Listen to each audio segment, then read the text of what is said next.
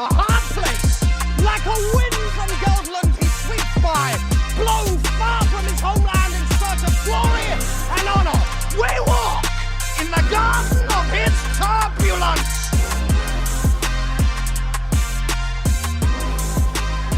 Hello and welcome to Movie Joust. My name is Jesse Nussman, a film critic living here in Atlanta, Georgia, and with me on the other line, we make an Ocean's 3. It's Jason Evans and Josh Sewell. Well, welcome, guys. Hello. I love that. That's very. We are the Ocean's 3. Yeah. Who is the Matt Damon? Who is the George Clooney? And who is the Brad Pitt of our trio? I feel like I'm clearly the Matt Damon since I'm the youngest, the young, Matt inexperienced Damon. pup on the. Which one of us wears the weirdest clothes? That would be the Brad Pitt, right? or who just snacks the most? So it's That'd got to be probably be Jason me. then. I think I'm Brad Pitt. Yes, I'm definitely the one who snacks the most. I'm the guy who's constantly eating popcorn and M&Ms in movies. Guys, we're here because we're sort of talking about the Ocean's movies, but not really. We're talking about the career of Mr. Steven Soderbergh, because Steven Soderbergh has actually 2 movies this year. Josh talked about Presence a few weeks back, and I actually caught up with it the other night, but Sodi's got a new one cooking this weekend. It's called Black Bag. It's really, really good. In fact, I think it's probably one of like his best movies in quite a while, which is to not say that his movies lately have been bad, but just of like, that's how good this one is. Yeah, just on another level.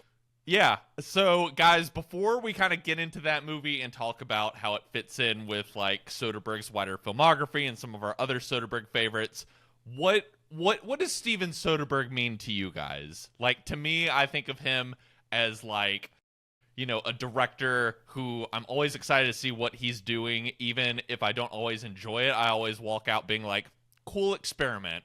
And like, he seems to jostle between like small little indie movies that are mostly him kind of wanting to try stuff, and then like kind of just down the middle, smartly made mainstream Hollywood movies with big movie stars in them. You know, he's someone who like reveres the kind of career that someone like Howard Hawks had, where you just sort of like hop from genre to genre and get to work with like a variety of different movie stars. So even if he's someone who's like, I wouldn't put him in like a top 10 personally of like favorite filmmakers of mine, but anytime he has a new movie, I'm like, oh, I can't wait to see what Soderbergh has in store. It's kind of an amazing career, because I vividly remember when he said, first of all, he's like the original independent filmmaker. And by that I mean Sex, Lies, and Videotape is considered the film that sort of broke the Hollywood model, and that everyone went, oh, independent filmmaking. This is it debuted at Cannes, it won the Palme d'Or, and everyone in Hollywood said, this is a new auteur that we are getting. And it was, but at the same time, and he is someone who has resisted the studio system, but at the same time, he's the guy who can give you the Ocean's films or the Magic Mike films that are the epitome of big star, a bunch of big stars gathered on big sets. And he doesn't do a lot of special effects kind of stuff, but he's a guy who just moves so seamlessly between the huge and the small, and never loses a sense of who he is. And I was starting to say, I remember vividly when he said, I'm done. Like, he was like, I'm not going to make movies anymore. And I was like, no! Sad day. Please don't do that. You're in your prime. Please don't do this to us. And luckily, he's gone back on that. But he's someone he's just impossible to put into a box, because his filmography is so varied. I feel like, there are a lot of the greats where you can tell I can tell I'm watching a Scorsese film. I can tell I'm watching a Spielberg, stuff like that. Look, we get it. I don't know that you can tell you're watching a Soderbergh film, because he does so much really, really different stuff. And pretty much like is in the mode, like he kind of brags now, like, I shoot my own movies, I edit them, like it takes like 20 days for him to like make a movie.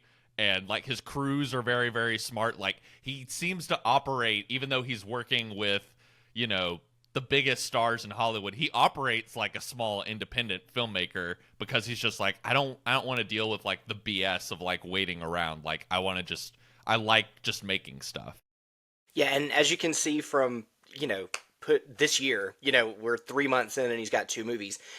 he's just so fast. Like, there are stories of him having, rough cuts of the film ready at the wrap party.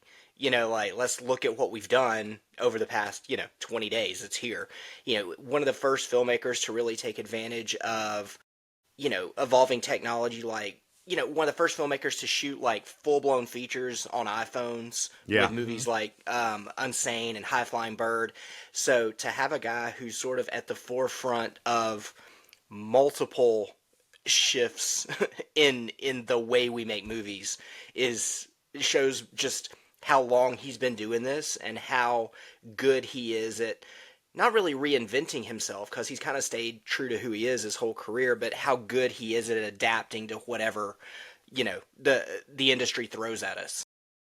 So let's talk about his new movie Black Bag, which is a Jean Le Carré-esque spy movie set in London that has huge cast. The center two is Michael Fassbender and Cate Blanchett, and them as two spies who are married to each other, but who have to keep secrets from each other because of the nature of their work. And this is a movie that I think I'm curious what you guys think about it, because you guys are the two people in this chat that are actually married. But like, I kind of walked out of this movie being like, okay, he's Trojan horsing like a spy movie, but really I feel like this is just as much sort of in the same ballpark as something like Sex, Lies, and Videotape, in that it is a movie about like the trust between you and your partner, and about like what you're willing to sort of give up and take in a relationship,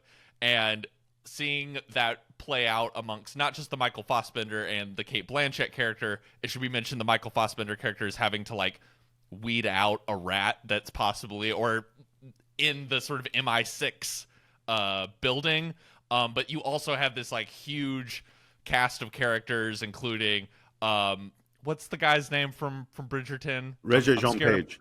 Yes, thank you. I was scared I was going to mispronounce it. He's gorgeous. I mean, him, Naomi Harris, my beloved Marissa Abella from Industry, Tom Burke. She nearly steals the movie. She's incredible.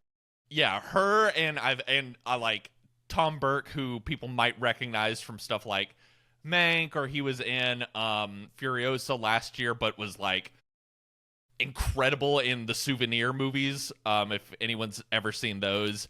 And I just like loved seeing him just chewing scenery again. And then you have like Naomi Harris and Pierce Brosnan coming in for a few scenes, and it's that like typical playful atmosphere that Soderbergh creates, but it really is a movie that is all about like people who are in relationships and situationships with each other, but they work in this secretive business, and like how much are they willing to share with their partner or the person that you're sleeping with about like the secretive stuff you may be doing.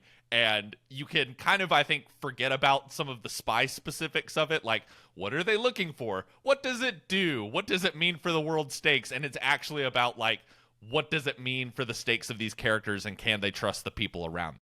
Yeah, that's absolutely it. This is a classic MacGuffin movie. Like the thing at the center of the plot does not matter. Like, it's a doohickey that they have to get, or bad stuff's going to happen. Like, what is fun about it is how they use that as a jumping off point into the fun sort of plots and double crosses and secrets right. that Josh, these if characters I can, are keeping. It's not about the doohickey. The film's about the people. Yeah, exactly. And so it's really fun to, kind of like Jesse said, to watch him Trojan horse not only, the doohickey, but also, hey, I'm going to use this, James Bond style movie to tell basically a small story about relationships and do a character study with these people whose job it is to remain as blank as possible. Yeah, well, they are all expert liars. Like, literally, their job is secrets. And Michael Fassbender's Can you have job, a trustful marriage if you and your wife's job is to basically lie to people all day long? And like, how can you trust that person? Right. Well, and part of what happens in this movie is Marissa Abella spends half the movie being like, how can I be in a relationship where my job is to lie and my partner's job is to lie and everyone else around me does nothing but lie? She's just like losing her mind over this. Yeah. I think it's kind of, to me, it's impossible not to compare this at least a little bit. It has that Ocean's 11 caper kind of thing happening to it, like where we don't know everything that's happening, but we see little pieces of it. It also has elements of Mr. and Mrs. Smith, the absolutely classic, spy versus spy kind of movie in Michael Fassbender and Cate Blanchett's relationship. And by the way, they just openly talk about they literally are lying in each other's arms, and they're talking about how much they would lie for each other and how much they would betray me, and it's kind of and yet even then like the title of the movie comes from this like phrase that's basically like a like relationship code word that's basically like, I can't talk about that. Like if they're like having their coffee at the morning dinner table and are like, what are you up to today at work, if the Cate Blanchett character basically is like, I can't tell you what I'm going to go do today as part of our spy job. Right. She says black bag. She says black bag. Which is their sort of code word for leave it. Like I'm sorry, I can't tell you everything. Like we can't have that transparency in our relationship. Yeah, and like Jason was saying, like I think the reminiscent feel to the Ocean's movies is a little intentional. You've got David Holmes, who did the score for the Ocean movies, doing the score for this. It has that kind of jazzy feel to it where even the score feels a little sneaky, and it's got like, it's just really good looking, cool people being mostly really good at their jobs. Well, and Josh, I loved the opening scene. The movie opens with us following Michael Fassbender like into a club. And I was just like, I first of all, it's an incredible single take. I think, Josh, I leaned over to you and I was like, oh, I'm in a Soderbergh film. Yeah. It felt so Ocean's 11. Like you're over Danny Ocean's shoulder as he's walking through the casino. In this movie, you're over Michael Fassbender's shoulder and he's walking through a club and you're just following him. And it's amazing that a filmmaker can sort of make you feel things as all you're doing is moving along and having a conversation. I want to, by the way, really quick shout out David Koepp's script. David Koepp good. David Koepp is one of the great filmmakers in Hollywood. Like if I went through his filmography of the movies he's written, you'd be like, what? Oh, yeah. Like it's an oh my God list. Considering he's not a guy who you immediately go, oh, that's one of the, the regular people aren't going to be like, wait, who? David Koepp? This is one of his best scripts. This script is so damn tight. There's not a wasted word on the screen. The movie moves at an incredible pace. It's an hour and a half, and you were just, from that opening scene where you're going in the club, you're hooked, you're in it. You never get out of it. There's not a wasted moment throughout the entire thing. There's not a wasted character or conversation. And when it finally wraps up, you're just like, okay, I can release my breath. And you're thrilled that you spent 90 minutes with these characters in this world and listening to one of the best scripts in Hollywood. There are already critics that we know. They're friends of ours who've already said, best original screenplay, David Koepp is getting a nomination. Yeah, it's just like a really clever screenplay too, I think, in just like the dialogue and what characters are saying to each other and kind of the very coded way that they're sort of like half giving each other information, or sort of like that what they're saying to each other is sort of disguised as a pleasantry, but is maybe something a little bit more sinister, or maybe, like a little bit more kind of like, get off my back, or you're a little in over your head, but just sort of finding kind of like the most, I don't know, just like fun, sumptuous way of kind of like dressing someone down, if that makes any sense. Yeah, and the thing that's interesting to me about her, the thing that amazes me is that a screenplay this dense with, characters doing multiple things at one time, like having a conversation with somebody when it's actually about something else. Like there's a lot of like crisscrosses and misdirects, but the screenplay doesn't feel like it's working to do that. Like a lot of times you watch a movie and you're like, this screenplay is like really trying hard, and Koepp's writing in this just feels effortless. Like it feels like it just flows straight through. And for a guy to have as varied a career as Koepp does, like his filmography, like Jason was saying, is as varied as Soderbergh. Like this is the second time they worked together. Like the same guy that wrote this wrote Presence, and it's the same guy that wrote Jurassic Park. You know, like it's none of these and feel like they're made Spider-Man by the and half same the guy. Indiana Jones films, and yeah, he's exactly. like really one of the like signature like blockbuster screenwriters I think of. Yeah. I also want to just mention, first of all, I think all three of us would say, if you're listening to this podcast and you have not seen Black Bag, get your ass to the theater and see Black Bag. Yeah. I don't know what you want from a movie if like you aren't interested in seeing even if you're one of those people where it's like half the fun I had was like I came out and I was like sweaters, jackets, kitchens, and it was just like cool the way glasses. that like, this whole movie is just sort of like styled is also just sort of like even if you want to shut your brain off and just sort of like luxuriate in it, like you can do that as well. But I was going to say, as we continue to talk about the script a little bit, there is a dinner, a night, a party, so to speak, sitting around the dinner table, conversation that the six main characters have that is so outrageously good. It's like the middle third of the movie or so. I would have stayed at that dinner table and continued to listen to them have that conversation and react to it. Oh my God. I would have stayed there for hours. It's even so if that was great. The whole movie, Jason, like I would have just like sat and like watched that entire thing if the whole thing was just like, okay, it's Michael Fassbender's got to figure out who the mole is, and the whole thing is just going to be this dinner party with coworkers where, people, the tensions are high and people are sleeping with each other and are like jealous of each other, and like him kind of slowly like maneuvering the dials on the switchboard to try and see like, okay, can I get someone to crack and maybe spill something that they shouldn't. It's the human lie detector against 5 professional liars. I mean, how great is that? And not only that, but like you were saying, like it's such a long scene that it goes on long enough that you start thinking maybe this is the whole movie. Maybe this is going to be the rest of the movie. And then the second thought is, I'm okay with that. Yeah.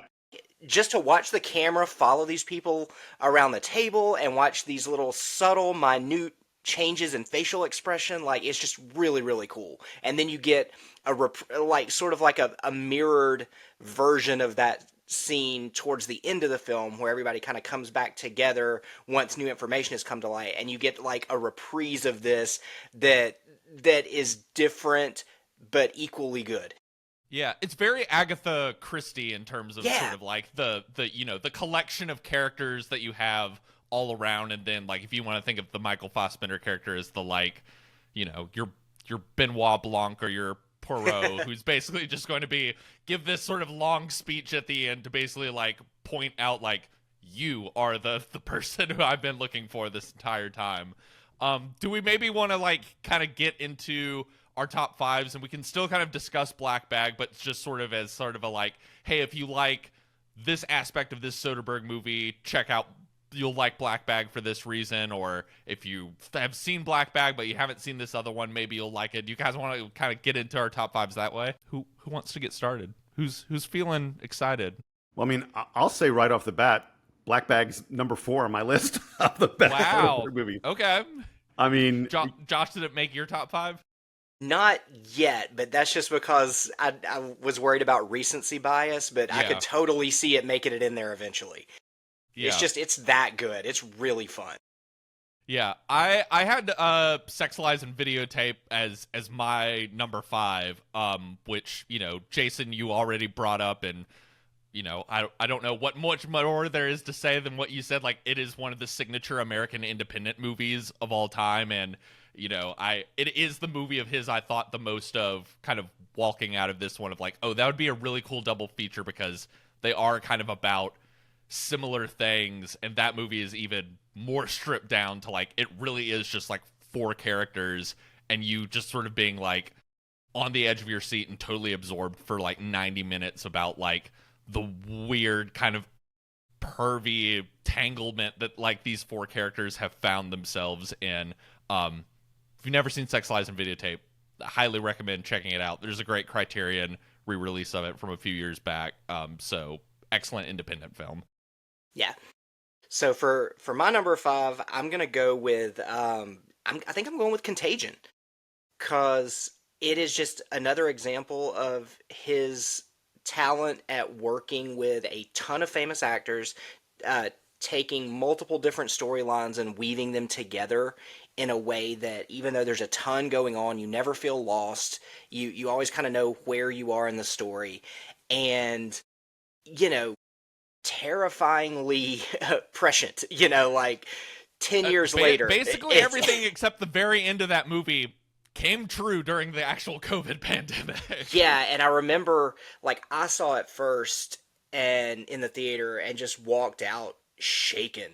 And when it came out on DVD, a few months later, showed my wife, who is a biology teacher, and I just looked at her, and she just had this blank stare, and I was like, "What'd you think?" She was like, "Well, I mean, yeah, that's just how it's going to happen." And she just said it so matter-of-factly. I was like, and that doesn't terrify you? Yeah. And and less than 10 years later, we see, that's one of the movies that got watched a lot during quarantine, which is just sort of like, staring the monster in the face a little bit. For my number 5, I went with Logan Lucky, which is basically Ocean's 11 at a NASCAR race. Right.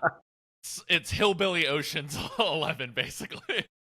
I mean, but it's just such a fun movie. Channing Tatum is great. Adam Driver is off the charts good in this movie. Hilarious. He is, with the fake hand. It's just everything about it is just Daniel Craig as like this munitions expert.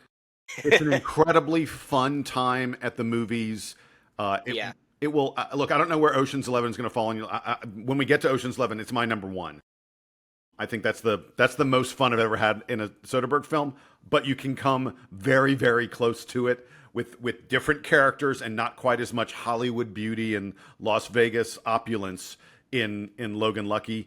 And Lucky, it's just it is a fabulous film that is super enjoyable, and it's very much Soderbergh's style of letting great actors cook, letting a great screenplay, do its thing and lead you along. It is another film that is tight. I'm trying to think of, is there a Soderbergh film that you go, that's a little bit bloated? I don't think so. He doesn't know. It's not possible. Because even when, we could probably do the silly nitpick of do we need this scene in this movie or something? But his movies are always moving at such a clip that I'm, especially the Hollywood ones, I'm rarely like some of the weirder experimental stuff. Sometimes there's some of those where it's that's cool you tried that, but that was a little bit of a slog to sit through. But the poppier ones, which I feel are the ones that us three, I think, have kind of glommed onto a little bit more. Yeah, that they're just sort of moving at such a clip, and everyone is having so much fun making them that even when they take digressions, you're I'm thrilled that we went to this little Logan Lucky has that weird little interlude with Sebastian Stan and Seth MacFarlane in it that even still, you're just sort of these guys came to play, and I kind of can't be mad at this. So my number 4 is one I think is criminally underrated, was not very well received at the time, but it's Ocean's 12, which is him making a sequel to probably his most famous movie that is, in a meta way, about the Ocean's crew trying to redo. Can they pull off another heist again?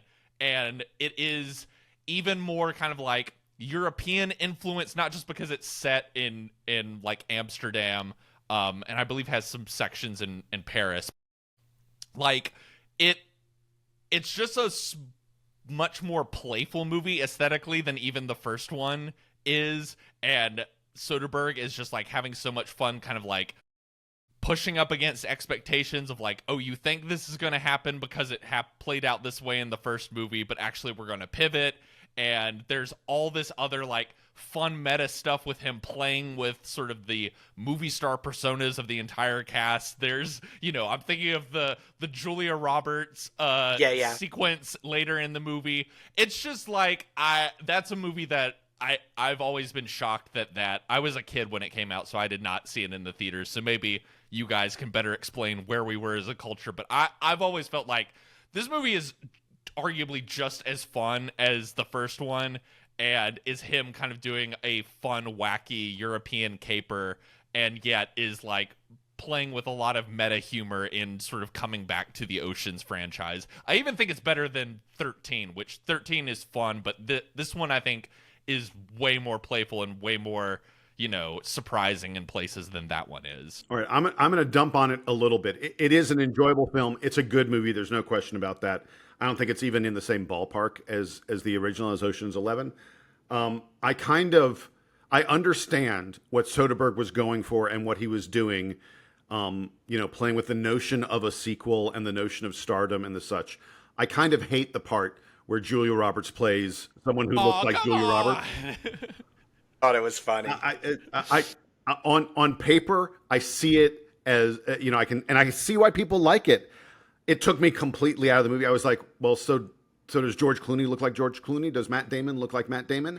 Yeah. I'm a little confused. What are our boundaries here? If we're going to go ahead and say that that the character Julia Roberts is playing looks like Julia Roberts, and that's part of the plot, what does it say about everybody else in the film? Is Bruce Willis playing Bruce Willis or playing someone who looks like yeah. It took me out of the film, and I thought it was a little bit lazy. I also found the entire, I completely understood at the end of the movie of Ocean's 11, you understand exactly what the scheme was, how they put it together, and how it all worked, and how they got away with the money, and you're like, that is brilliant. And the same thing in Ocean's 13, although it's not executed nearly as well. In Ocean's 12, I was like, wait, they stole what? And what? Huh? I was just a little confused. It is definitely the most, I would say, convoluted of the three, but maybe gets to kind of what we were sort of talking about with Black Bag, of sort of being like, the more times I've watched it, the less interested I am in sort of the how all the pieces of the Jenga tower kind of all fit together, and mostly just sort of having fun with the ride and kind of all the different personalities in that movie playing off each other, as well as Brad Pitt and Catherine Zeta-Jones just being total hotties for 2 hours. Kind of can't complain. Yeah, I do see why it might have rubbed them the wrong way, because this is one of the many movies in the 2000s that comes across, at least at first, like a bunch of rich people getting paid to hang out in Italy. Yeah. And which, more power to you if you can make it work. But I feel like a lot of viewers were like, not me, but I enjoyed it, but it feels like a lot of viewers were like, wait, I'm buying a ticket to help pay for you to do all this cool stuff. So I could see, why it didn't really catch on, at least at first. But yeah, I agree with you that over the years, I feel like its reputation has gotten a little better over time. So Jason mentioned Black Bag as his number 4. What would be your number 4, Josh? So I think my number 4 is probably Aaron Brockovich. And that's, I've got it at number 2. Okay. Oh, I'm glad you guys brought. I was really wrestling back and forth between doing that or Sex, Lies, and Videotape, and yeah, I ended up going with the other one because I was like, I have a feeling we'll get a chance to talk about Aaron Brockovich. That'd be weird if we didn't. Yeah, and it's just one of another. He had a crazy 2000. It was just a crazy doubleheader year between that and Traffic. I always felt like Aaron Brockovich was the better movie of two really good movies. I agree. Yeah. Yeah, and I feel like it's not. I feel like it's not quite as ambitious as Traffic, but it's much better at being a character study. It is worth noting that Steven Soderbergh in 2000, it's 2000, isn't it? Mm-hmm. The year that both those two films came out, is the only director in the modern era to have been nominated for Best Director twice in 1 year. Both Traffic and Aaron Brockovich get Best Director nominations. I want you to just think about how insane that is. He, by the way, swept all the directors, all the directing awards. He swept them that year, but with different films. Right, exactly. Yeah. That someone could do that. And you talked, Jesse, you talked earlier about the fact that, he just, not that he bangs these things. We don't want to imply that this is easy, not by any stretch of the imagination, but the fact that he was able to do those two films, two incredibly different films in the same year, is just such a testament to his craft and his ability to be this, shifting guy that just does different stuff. Aaron Brockovich is an incredibly enjoyable, it's not a caper film, but it almost has that, because of the courtroom drama kind of stuff happening where you don't know the result and you're trying to figure out how to get to the result. It has that kind of caper feel to it at times. And frankly, the scene at the end where Aaron Brockovich, where she gets the check, the bonus check, is just, she's fine. Yeah. She's finally speechless. Yeah. Right. It's so perfect, and the film does such a good job of setting up that relationship, the relationship she has with Albert Finney throughout the whole movie. We talk about the fact that Soderbergh does an incredible job of telling stories, but what he really does is he does an incredible job of getting characters together, making us care about those characters, making them care about each other, and having us invested in the outcome of their relationship. And there may be no better example of that than Aaron Brockovich. Yeah, and it's Jason, just you may another. want to check your mic setting. I don't know. Your audio sounds different now, but I'll make an Aaron Brockovich point while you check and see if anything's going on. Yeah, it's just it's also sort of gets to the thing of like, he's maybe like the best filmmaker in dealing with movie stars. Like, if you think about it, like Aaron Brockovich, like that's up there with Pretty Woman, is like one of Julia Roberts' like signature, just like perfect roles. And like the way that Soderbergh is just so talented at like finding like the right role for the right movie star, and just so perfectly understanding, like it even gets in the black bag, like, understanding that there's something a little mysterious about Cate Blanchett, or understanding that, Michael Fassbender, there's something a little like cold and robotic about him, and how to like play in with that. And that's Aaron Brockovich is just such a perfect example of him. Like, this is what Julia Roberts is great at, and let's like lean into that, and the rest will take care of itself. And yeah, it's also one of the many examples of, like you were saying, how good he is with actors, because you have so many of the same actors working with him again and again and again, like signing up for whatever it is, whatever, however big or small the role is. You see the same faces popping up throughout his filmography, which I think is a testament to their, respect for him as a filmmaker, and also just how much they enjoy working with him. Okay. So who's next? Who had Aaron Brockovich? That was you, Josh? That was me. Yeah, that was my number 4, and it was Jason's number 2. It's my number 2. Am I ever going to get to do one of these? By the way, your audio does sound better now. Good, thank you very much. Yes.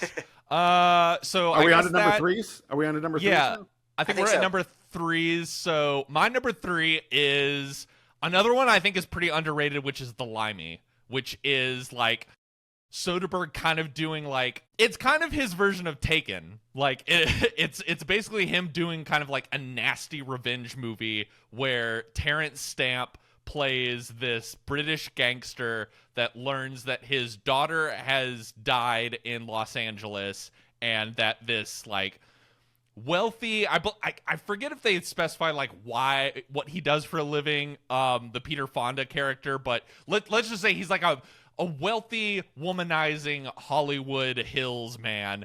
And Terrence Stamp is like, I'm going to come to Los Angeles and I'm going to find this guy and I'm going to kill him for basically like bringing my daughter to her death.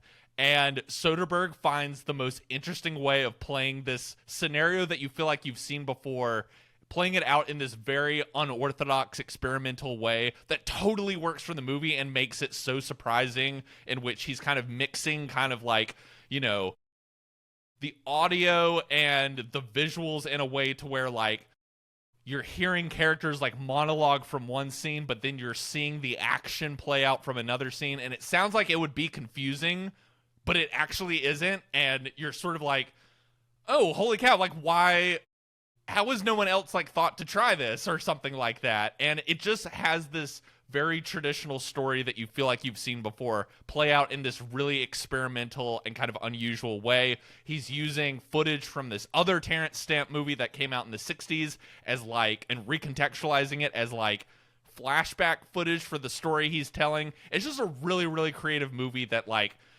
is him at maybe his most experimental and successfully experimental, while also it still works as this like very pop revenge movie. Have either of you guys seen The Limey before, or what do you think about it? I have, and it's like Terrence Stamp is just not someone that we expect to be in the leading man or to carry the film kind of role. He's someone who's usually a supporting character, and he does such a great job in this movie. I agree with you. It's very experimental, but it's also so it's super taut. It's really tight. Yeah. It's another one of these Soderbergh movies that's like 89, 90 minutes, and like you're in there the whole damn time. I'm glad you brought up the tightness, because I think that fits in with what's experimental about it is him from an efficiency standpoint being like, why do I need a scene of two characters giving exposition and then have a like montage of action? Why can't I just put the audio of the exposition over the montage of action that they were either doing earlier or before? And you would think that would be confusing, but it's actually not. And you're like, holy crap, is he like rewriting language as I'm watching it? It's kind of an editing masterpiece or disaster, depending on your point of view. Yeah. It is, I mean, there's no way to say it other than it is very experimental. It is very unusual. It is not a typical movie-going experience, but it is a really interesting film with some wonderful performances. And yeah, Soderbergh's just kind of, he's like, yeah, I'm going to do this unexpected thing with the way I'm going to present this film to you. And it's if you're a cinephile, you need to check it, The Limey out. Yeah. Okay. Jason, what's your number 3? My number 3 is a film that, functionally for Americans, was not in theaters, Behind the Candelabra, which is the movie he made about the final years of Liberace's life and Liberace's relationship with his lover, because at that time, you couldn't get married and stuff like that. It really, I saw it on HBO. I'm sure that's where virtually everyone here saw the film. It features just two incredible performances from Michael Douglas and Matt Damon. I think that it is a film that, like I said earlier, I feel like Soderbergh gets you into characters and relationships. That's one of the masterful things that he really does. And this is a film that's all about a relationship. I just think it's a beautiful, amazing movie. I don't know why. I wish it hadn't been this HBO thing, because I feel like more people would have gotten to see it. It would be considered a bit more of a masterpiece. I just think it's an outstanding film, and it takes you inside of a relationship that was forbidden. And, like the whole world knew that Liberace was gay, but he wasn't allowed to be. And it's a little weird to see it today, because our feelings about this kind of stuff is very different than it was back then. When Michael Douglas and Matt Damon kiss in this movie, I remember being like, oh my God, like that was a little bit taboo. I feel like that kind of fits into like why it just sort of wound up on HBO. Like I want to say there was an interview in the last few years where Damon basically said like, they were trying for so long, and like even with Douglas and Damon attached, like they couldn't get a distributor for it. And like even, we can throw this person under the bus because he's a piece of shit anyway. But Damon basically saying like Harvey Weinstein telling them like, this movie's too gay, people won't go see it. Like I can't give you guys the money for this. And then it ended up just sort of being this HBO TV movie. And as you said, Jason, everyone who watched it was like, this is one of the best movies of the year. And like, I don't understand like the homophobia and the sort of like cowardice of like mainstream Hollywood, like did not want to like release this and give it like an awards campaign, basically. I mean, it wins all these Emmys. Michael Douglas won the lead actor in a limited series or movie Emmy. It wins the outstanding television movie Emmy. It wins outstanding directing. It played at Cannes. Yeah. It was up for the Palme d'Or. Yeah, I'm convinced that had this, and I guess it was too early. People just weren't ready for this yet. But it's just a crime because it's a great film, and I feel like it's 2013. It's only 12 years ago. Yeah. Yeah, and there probably are a lot of people listening who haven't seen it. Check out Rotten Tomatoes. It films at 94% of Rotten Tomatoes. It's a great movie. It's really is like I think the last like really lights out Michael Douglas performance I can remember, and like one of my sneak favorite Matt Damon performances of like Matt Damon is so good in it, and is so, I don't know, he's so like playful and soft in it. It's just a side of Damon and playing with like the likability of Damon that is really special. Josh, you want to share your number 3? Yeah, so my number 3, and this one I'm going to put like an asterisk by, is Magic Mike. It's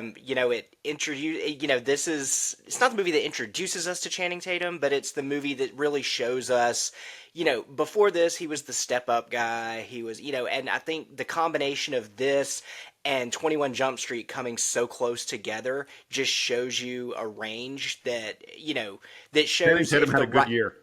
Yeah. And so, like, not only that, but it also shows that he's capable of really good things if he's working with the right director. Like, not everybody can get, not everybody clicks with Channing Tatum the way that Soderbergh does. Like, Quentin Tarantino didn't click with Channing Tatum, in Hateful Eight. So, like, it's not a talent thing at all. It's just sometimes he meshes well with filmmakers and sometimes he doesn't. But to take this persona that he had at that time as sort of just a meathead, and to give this character like hopes and dreams and a soul, and yet it got written off as like the male stripper movie, but this is a movie that helped reignite, what do we call it, the McConaissance or whatever. You've got Matthew McConaughey giving a very sort of using his charisma very against type as sort of like the oily villain of the movie. And, people joked it, but I don't really think it's a joke. Somebody called it like the stripper Great Gatsby. Like it's dealing with a lot of the same themes. This is about the 2008 financial crisis in a absolutely, weird way. Yeah, instead of the 20s, it's the economic collapse. And the only reason that I am going with this one is because Soderbergh didn't technically direct, and I'm using finger quotes here that people can't see, he didn't technically direct Magic Mike XXL. He kind of did. He was the DP and his friend was the director. If he was actually credited as the director, I think XXL is the stronger of the two movies. I think everybody agrees that 3 doesn't really work. Yeah. It was an interesting idea, and he did direct 3, by the way. He did direct 3, yeah. Magic Mike's Last Dance, I think it's called. Yeah. And so I'm saying Magic Mike with an asterisk because it's really Magic Mike XXL, but he's not going to come right out and say he directed that. So. Yeah, XXL is a more fun movie of like if the first one is about basically like trying to make it in America amid the financial crisis, the second one is just like about the joy of dancing. Yeah, and it's just and about just like the camaraderie that guys can have when you don't have all that like macho posturing. I don't think it's an accident that the tone is much lighter because the antagonists of the first movie are removed. You don't have McConaughey. You don't have...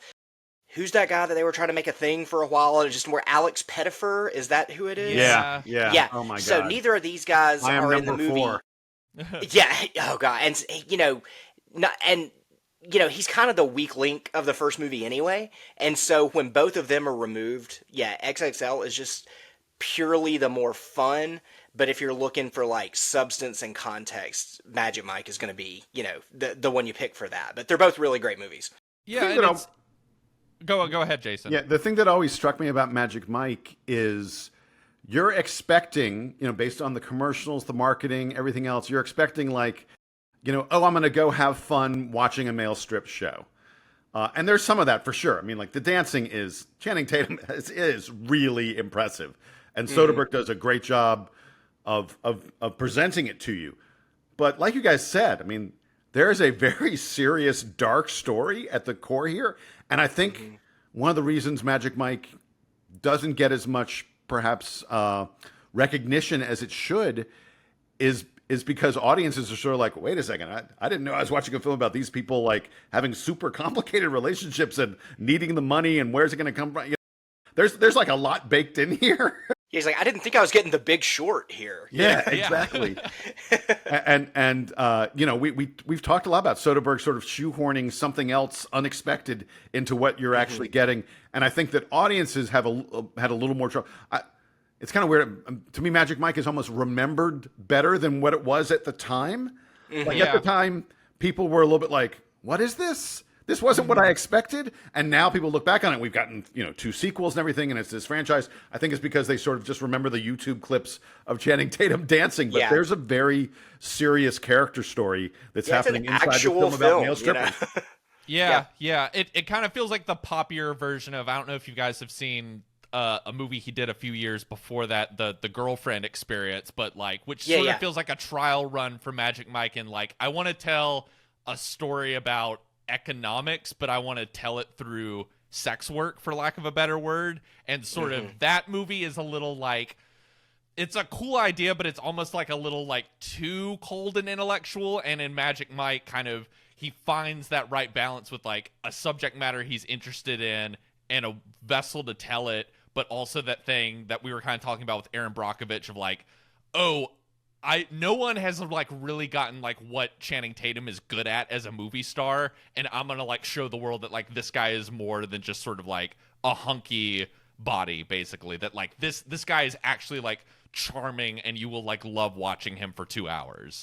And by the way, while we're just, because we're all about Soderbergh and how he zags when you expect him to zig and all this other kind of stuff, The Girlfriend Experience stars a porn star, stars Sasha Grey, who's one of the sort of legendary porn stars of all time. I'm not going to get into a discussion of her career. Tell us more, Jason. Right, exactly. But for Steven Soderbergh to be like, yeah, I'm going to make this, interesting film about sex work starring an actual sex worker. He doesn't choose a conventional actress to be the star. It's very Soderbergh to be just like, again, I'm not going to do what you expect me to do. The Girlfriend Experience is not a great film. It's interesting, but I would maybe only watch it if you want to be like a completist or something like that. So I'm going to make a prediction. Do we all have the same top 2? I think so. Well, wait, I have Aaron Brockovich as my number 2. Okay. Right. Well, so what Josh, is your? Are my you number 2 is out of sight. Is that what you have as your number 2, right. Josh? That's my number 1. Oh, okay. Why don't we let's do Out of Sight and Ocean's 11. And Ocean's 11. Yeah, Which to Ocean's me is my 2. Like Ocean's is 2, and Out of Sight is 1 for me. Yeah, 2 of the most rewatchable movie star vehicles of certainly my lifetime. Movies that like anytime they're on cable, I'm like, oh, I gotta fire this up. I love Elmore Leonard, and like this along with Jackie Brown are like, okay, Soderbergh and Tarantino got like the nailed best, like the tone that's great about Elmore Leonard novels.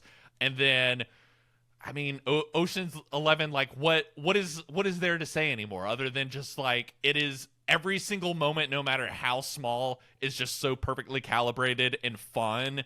And whether you're, as we said, kind of watching how all the Jenga tower pieces fit together in the heist, or you just want to enjoy the camaraderie of like hanging out with this group of people, you can enjoy it both ways. That's what makes the film great. Everyone wants to be a member of Ocean's. Everyone wants to be a member of Ocean's 11. Yeah. What kind of a director? How great do you have to be to let every single one of those actors cook at various moments? There is not a single one of them that doesn't have great moments. The scene where Elliot Gould is describing the only 3 successful robberies in Las Vegas history, injected into my veins. I can just watch that over and over and over again. Such a, oh God.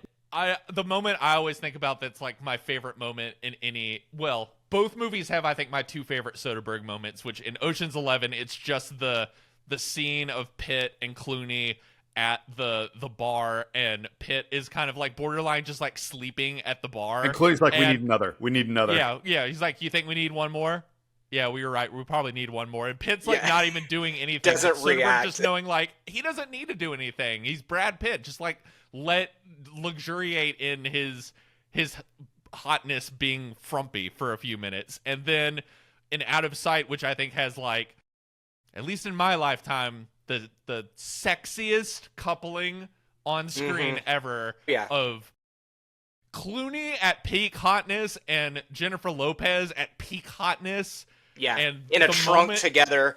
Right, that moment they're in the trunk together, and they're just like that, like 1940s screwball banter between them is just, it's so fun and so sexy, and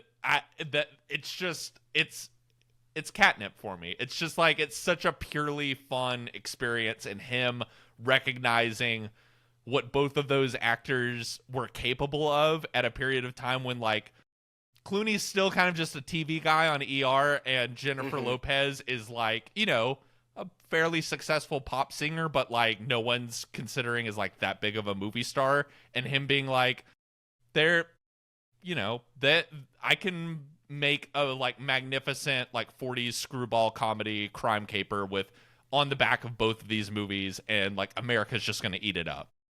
And it's shocking to me, this movie tanked when it opened, because I think people didn't really know what to do. To be clear, you're talking about Out of Sight, because we've Out of Sight. Yeah, Oceans obviously did very well, but Out of Sight just bombed, and it was one of the only, you know, I was old enough to start going to movies by myself and everything, but it was one of the first times that I went to see a movie in theaters and had a great time, and then just went, wait, what?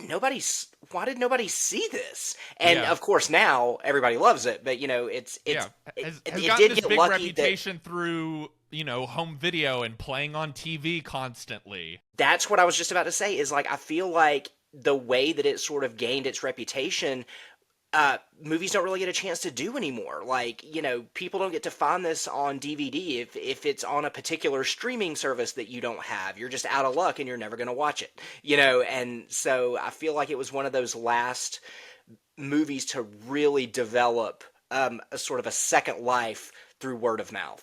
But yeah, I'm with you. Some of the best things about Ocean's 11 are just no dialogue whatsoever. It's, you know, Brad Pitt whispering into Carl Reiner's ear at the racetrack and walking away, and him just popping the Alka-Seltzer, you know, or it's Matt Damon sitting on the diving board after everybody's walked away, and Elliot Gould just going, get in the house, you know, like not even giving him the option to walk away. He's like, no, you're coming, get in the house. But yeah, it's just Soderbergh doing what he does best and letting great actors be great. I mean, like Bernie Mac. Bernie Mac scenes are so phenomenal. When he's buying the van from the used car salesman, and the camera's just on their hands, and Bernie Mac is slowly squeezing this guy's hand, literally squeezing him into a better deal. Oh my God. The film is just, it's just, everything about it is, the interaction between Casey Affleck and Scott Conn. With the remote control car. And what's even weirder is so last year I had never seen it before, and for, you know, shits and giggles, I decided I'm gonna watch the original Ocean's 11 from like the 60s. Yeah, that movie's awful. Rat Pack. It's so boring. Yeah, it's so like lazy, and everyone's just sort of phoning it in. And it's I think just that's like what people.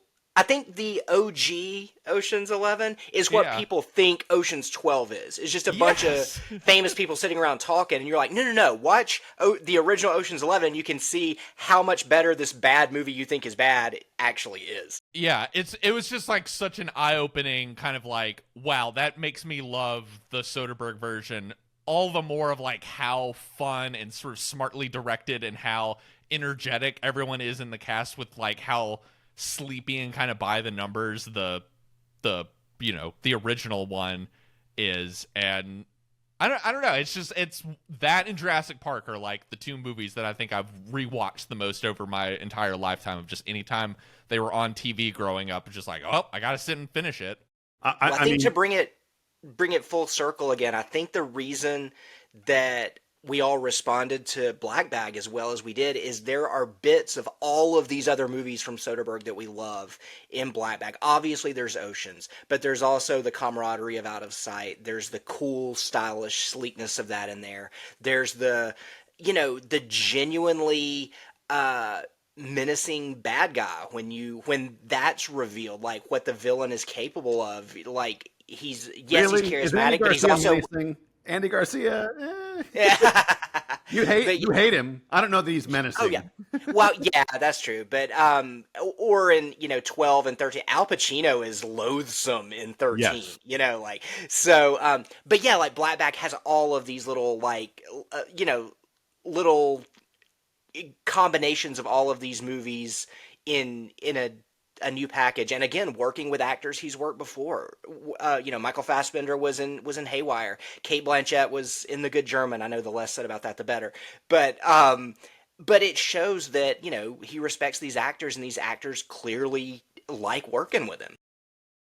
I just feel like you said, Jesse, the reason, and again, we're sort of into ones and twos here. The reason Ocean's 11 is my number one, I go by the rewatchable thing. And it can be the very beginning of Ocean's 11 when we're meeting, when he's getting the crew together, like the scene where Brad Pitt is teaching Topher Grace and Joshua Jackson my God, how to play cards. All the WB kids. Oh my God! I'll see that scene. I will know that I've got 95 plus minutes, 100 minutes of film to go, and I'm like, oh, well, whatever's on my schedule for the next 100 minutes is not happening because I will not turn off this scene. That is not possible. And I know that right after this, I'm going to get the monster truck, the mini monster truck race, and I'm going to get introduced to Basher, Don Cheadle and the explosives. And I'm just like, I can't. I'm going to have Elliot Gould describing the robberies. I'm done. I must stick with this film. It is, to me, There was no question about the number one Soderbergh film of all time, because this is a combination of him letting great actors cook, having a great, tight, fun screenplay, and just bringing it all together so stylishly. Like, of course, this movie takes place in Vegas. This movie is all style. It is the outfits. Like, I could just watch what Brad Pitt eats. Watch Brad Pitt snack for 2 hours, and you have a great film. And like you said, with Basher, Don Cheadle doing the best British accent since Dick Van Dyke in Mary Poppins. Oh my God, it's either the best or the worst. Yeah, exactly. Well, guys, this was fun looking over the career of Mr. Steven Soderbergh. Josh, I also wanted to let you know I watched Presence this past week. I rented it now that that's available. Cool movie. Really just like that the guy's always just like experimenting and doing something. Even though I wouldn't say it's like, it's probably mid-tier of like all the movies he's done, but I was like, I'm glad I've like never seen someone attempt this. This is like a cool experiment. And I thought it was interesting that it opened so close to Nickel Boys, which does something similar but in a much different way. Sort of just changing the way that we take in film. Yeah. Well, guys, this was fun. Encourage everyone to go out and see Black Bag. And if it doesn't do well, you can't complain about how we don't get original movies anymore. Yeah, all these people that tell me all the time, like, I can't remember the last time I've been to a theater because they just don't make them like they used to. They did. Black Bag is a making it like they used to. Go tell Hollywood this is what we want to spend our money on. Well, in the coming weeks, I think we're going to discuss do we wade into the potentially canceled waters of the Snow White movie? Do you think we should do that? I mean, it's going to be a big box office film. I think we should. I know that there are a lot of people who have already prejudged it, but I want to see it. I will put everything, all the baggage aside, and judge it based on what it is. Yeah. I'm trying to think. I watched The Electric State the other night, and I was gonna suggest that we do that as an episode, but I kind of feel like we're good. I kind of feel like you guys don't need to see it. It's not even like interesting bad. It'll be a movie I bring up like 80 more times this year as just like the antithesis of like everything I hate in a movie, but yeah, why should we put more work into analyzing it than the Russos did, you know? Yeah. I think all you need to know is there is a climactic moment set to a sort of epic string orchestral version of "Don't Stop Believing," if that tells you how like basic and lame My this movie God, is. really?